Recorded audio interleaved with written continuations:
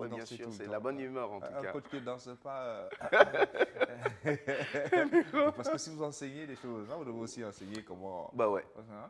se détendre, C'est hein. important. Bah Il faut se voilà. détendre. Parce que la vie, elle est belle quand on est relâché. Mm, Voilà. mm.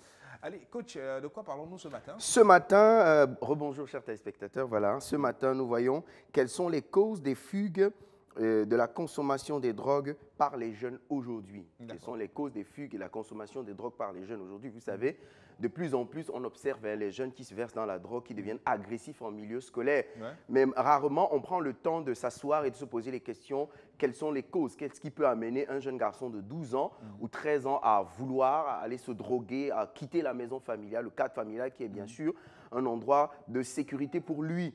Donc, ce matin, nous voyons un peu quelques causes. La première cause que nous allons voir ce matin, c'est le manque d'intégration familiale. Beaucoup de jeunes, hein, beaucoup d'enfants, hein, et ce matin, je m'adresse vraiment aux parents, beaucoup d'enfants vivent en famille avec vous, mais ne sont pas intégrés au sein de la famille. Pourquoi? Parce que certains parents qui ne sont pas suffisamment outillés dans l'encadrement et l'éducation des enfants agressent les enfants. Pendant que les enfants sont en train de grandir dans la période d'adolescence surtout, à cause des hormones, les enfants ont parfois des écarts de comportement.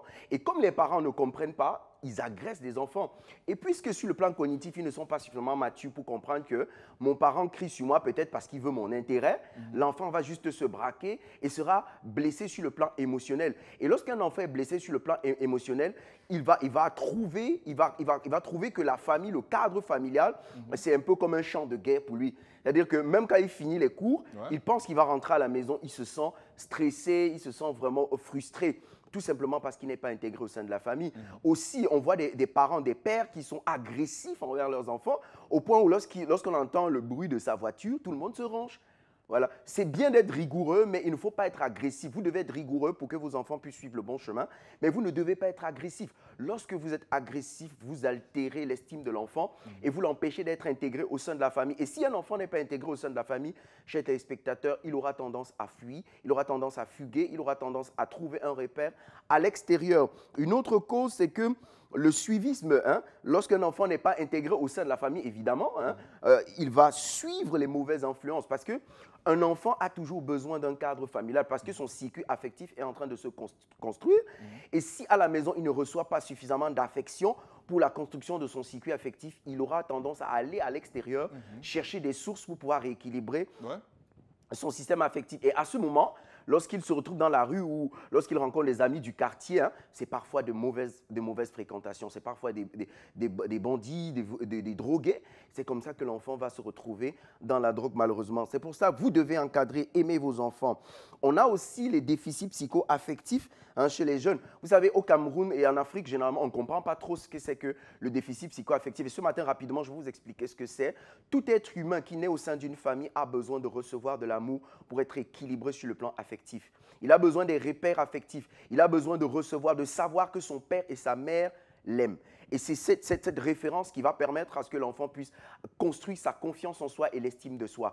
Mais lorsqu'un enfant évolue au sein de la famille où il y a des comparaisons dépréciatives, regarde comme il est comme sa mère, la tête comme sa maman, vous voyez, toutes ces choses-là altèrent le circuit affectif. Parfois en Afrique, on dit « Ah, ce sont les choses des Blancs ». Sachez-le, tout le monde a besoin d'affection. Tout le monde a besoin de savoir qu'il peut à un moment donné s'appuyer sur ses parents. Et si cet enfant-là n'a aucune référence affective, alors sur le plan de son affection, il sera déficitaire. Et s'il est déficitaire, dans la vie, il sera déséquilibré. Et s'il est déséquilibré, ce cycle-là aura besoin, sera toujours en recherche d'un moyen de compensation. C'est aussi l'une des raisons pour lesquelles, chers téléspectateurs, beaucoup de gens se retrouvent dans les bars, hein, à 25-30 ans, à peine ils ont un petit salaire, ils se retrouvent dans les bars. Pourquoi? Parce que lorsqu'ils prennent une bouteille d'alcool, ils ont cette illusion de bien-être, ils ont cette sensation, ils ont l'impression qu'en allant dans une bouteille, ils vont trouver le moyen de rééquilibrer leur circuit affectif.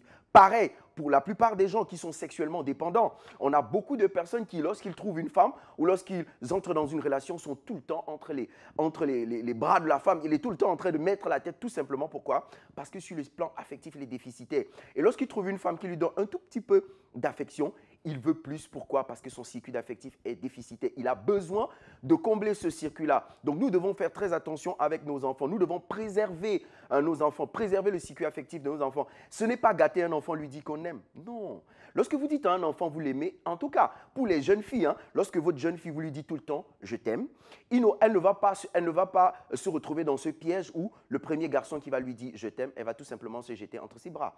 Elle sera équilibrée sur le plan affectif. Si elle n'est pas équilibrée sur le plan affectif, mon gars, je t'assure, elle risque de se retrouver là où il ne faut pas. Et je sais que ce n'est pas ce que tu veux pour ton enfant. Donc, donne suffisamment d'amour à ton enfant. En donnant de l'amour à ton enfant, tu ne le gâtes pas. Au contraire, tu lui donnes une chance d'être équilibré sur le plan affectif et d'être une personne équilibrée dans la société. C'est une des causes pour lesquelles beaucoup d'enfants se retrouvent dans la drogue ou encore dans les fugues.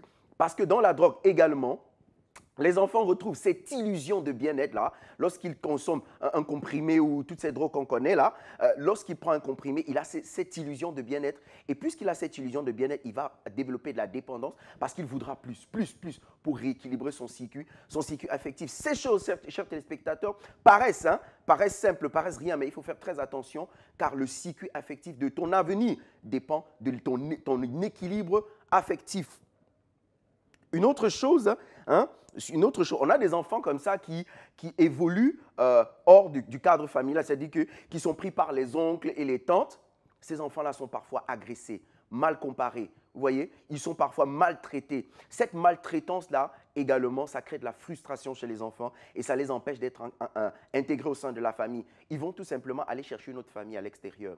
Lorsqu'ils vont aller peut-être, je ne sais pas, dans un endroit où on a des groupes de drogués, vous savez, quand ils sont entre eux, les drogués là, eux, ils se disent qu'ils forment une famille. Et lorsque l'enfant est déficitaire, lorsqu'il n'est pas intégré au sein de la famille, là-bas, on va lui dire « bienvenue au sein de la famille ». Il va retrouver ce semblant d'amour qu'il n'a pas pu obtenir au sein de sa famille. Malheureusement, ces personnes n'ont pas la bonne éducation. Ils ne sont pas de bonne moralité. Après le « je t'aime », tu es de la famille, ils vont tout simplement se verser dans les drogues et tout. Ton enfant, qui peut-être était appelé à devenir un ministre, un médecin, un grand homme, va se retrouver, il sera totalement altéré parce qu'il va consommer la drogue, développer de la dépendance par rapport aux drogues et cela va altérer sa santé.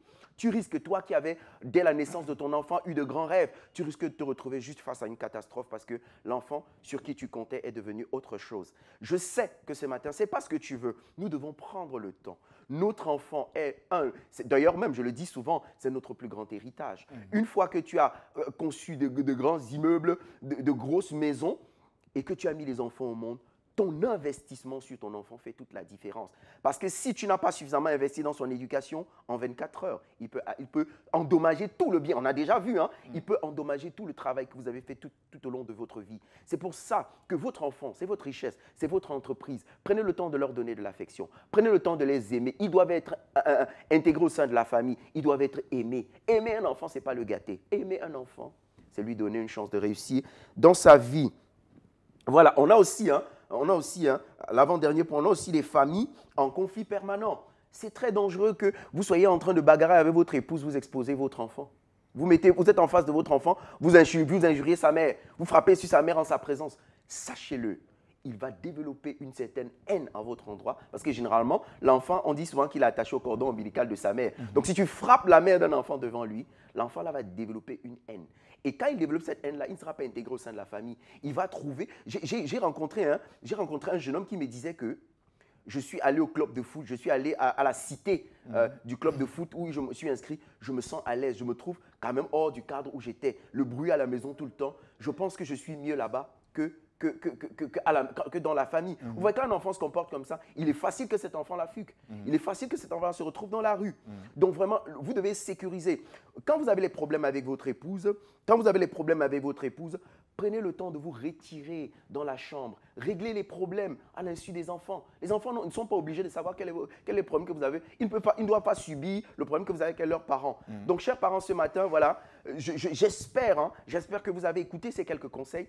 Prenez le temps. Nous, les enfants sont notre plus grand héritage et nous devons investir sur eux. C'est notre entreprise. Nous devons investir, sécuriser notre investissement pour que ces enfants soient une relève excellente pour demain, qu'ils soient la génération qui va continuer les sacrifices que nous aurons faits. Je vous remercie d'avoir écouté. À nous revoir lundi. Merci beaucoup, coach Alexandre Mambou, et bon week-end à vous. Merci beaucoup. Amusez-vous bien et ne vous retenez surtout pas. Bah ouais. Allez, on va prendre la direction de Dash News pour retrouver notre ami Paul Dieng qui est d'ores et déjà installé. C'est le deuxième stop, le 8h.